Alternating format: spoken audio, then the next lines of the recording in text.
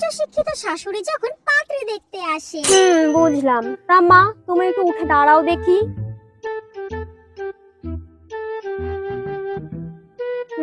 উচ্চতা তো সেরকম একটা বেশি না, ও আমার খোকার সাথে মানিয়ে যাবে। আচ্ছা, বসো বসো। তা মা, বলছি তুমি কতদূর পড়াশোনা করেছো? Graduation complete.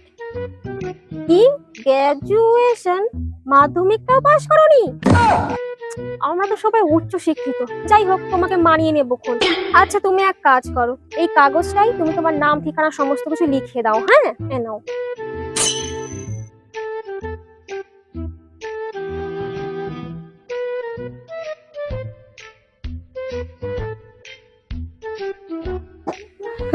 দেখো বাবু, আমরা কিন্তু সবাই উচ্চ শিক্ষিত, কিন্তু তুমি যেহেতু পড়াশোনায় একটু কাঁচা, সে ঠিক আছে, আমরা মানিয়ে গুছিয়ে নেবো খালি।